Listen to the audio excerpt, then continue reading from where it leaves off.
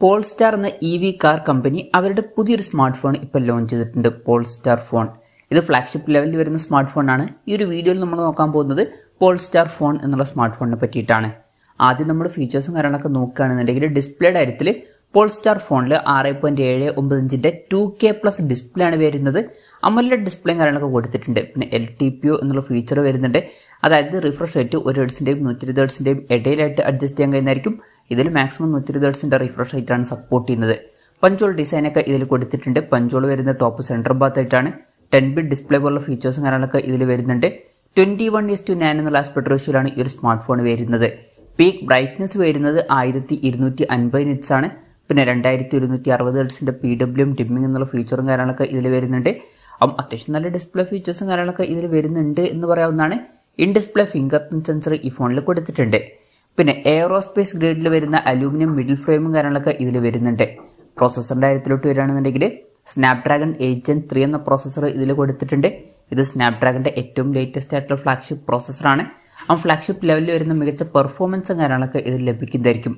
5G സപ്പോർട്ടും കാര്യങ്ങളൊക്കെ ഇതിൽ വരുന്നുണ്ട്.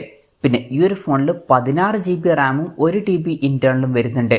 പിന്നെ LPDDR5Xൻ്റെ റാമും UFS 4.0 സ്റ്റോറേജ് ടൈപ്പും കാര്യങ്ങളൊക്കെ ഇതിൽ വരുന്നുണ്ട്. NFC എന്നുള്ള ഫീച്ചർ സപ്പോർട്ട് ചെയ്യുന്നുണ്ട്. സ്റ്റീരിയോ സ്പീക്കേഴ്സും കാര്യങ്ങളൊക്കെ ഈ ഫോണിൽ കൊടുത്തിട്ടുണ്ട്. ആൻഡ്രോയിഡ് 14 ബേസ് ആയിട്ടുള്ള പോൾസ്റ്റാർ ഫോൺ OS സോഫ്റ്റ്വെയർ ആണ് ഇതിൽ വരുന്നത്.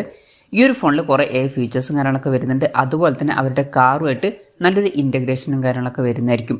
ക്യാമറയുടെ കാര്യം പറയുകയാണെന്നുണ്ടെങ്കിൽ ഫോണിൻ്റെ പിന്നിൽ ട്രിപ്പിൾ ക്യാമറ സെറ്റപ്പാണ് വരുന്നത്. 50 MP മെയിൻ ക്യാമറ സെൻസർ ഇതിൽ വരുന്നുണ്ട്. OSൻ്റെ സപ്പോർട്ടും കാര്യങ്ങളൊക്കെ കൊടുത്തിട്ടുണ്ട്.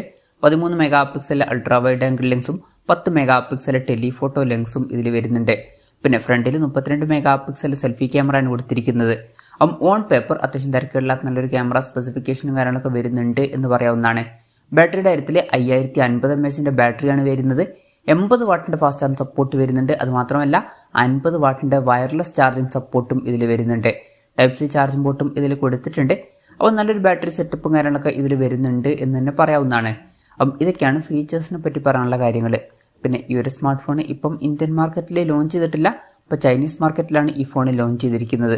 ചൈനീസ് മാർക്കറ്റിൽ ഈ ഫോൺ ലോഞ്ച് ചെയ്തിരിക്കുന്നത് 7388 യുവാൻ എന്ന പ്രൈസിങ്ങിലാണ്. അതായത് 86,600 രൂപ പ്രൈസ് റേഞ്ചിൽ. പിന്നെ പറയേണ്ട ഒരു കാര്യം എന്താ വെച്ചാൽ Meizu 21 Pro എന്നുള്ളൊരു സ്മാർട്ട് ഫോൺ മുമ്പ് ലോഞ്ച് ചെയ്തിട്ടുണ്ടായിരുന്നു. ഈ ഒരു ഫോൺ ഒരു ഫോണിൻ്റെ ഒരു റീബ്രാൻഡഡ് വെർഷൻ ആണ് എന്നൊക്കെ പറയാവുന്നതാണ്. വിലയുടെ കാര്യത്തിൽ ഒരു ഫോണിൻ്റെ 16 GB റാം 1 TB ഇന്റേണൽ വെർഷൻ്റെ വില 68,000 രൂപ പ്രൈസ് റേഞ്ചിലാണ് വന്നിട്ടുള്ളത്.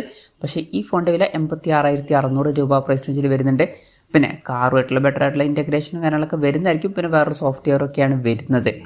അതിനൊക്കെ ആയിട്ടായിരിക്കും അവർ വിലയും കാര്യങ്ങളൊക്കെ കൂട്ടിയത്. എന്തായാലും ഇങ്ങനെ പുതിയൊരു സ്മാർട്ട് ഫോൺ ലോഞ്ച് ചെയ്തിട്ടുണ്ട്. മികച്ച ഫീച്ചേഴ്സും കാര്യങ്ങളൊക്കെ വരുന്നുണ്ട് എന്ന് തന്നെ പറയാവുന്നതാണ്. വിലയും അത്യാവശ്യം നല്ലോണം വരുന്നുണ്ട്. ഇവരുടെ തന്നെ കാറുള്ളവർക്കായിരിക്കും ഈ ഒരു ഫോൺ കുറച്ചും കൂടി യൂസ്ഫുൾ ആയിട്ട് വരിക. അല്ലാത്തവർക്ക് ചൈനീസ് മാർക്കറ്റിൽ ഓൾറെഡി Meizu 21 Pro എന്നുള്ള സ്മാർട്ട് ഫോൺ അവൈലബിൾ ആണ്. എന്തായാലും പോൾസ്റ്റാർ ഫോൺ എന്നുള്ള പുതിയൊരു സ്മാർട്ട് ഫോൺ ഇപ്പോൾ ലോഞ്ച് ചെയ്തിട്ടുണ്ട്. ഈ ഒരു ഫോണിനെ പറ്റിയിട്ടുള്ള നിങ്ങളുടെ അഭിപ്രായം ജസ്റ്റ് ഒന്ന് കമൻറ്റ് ചെയ്യുക.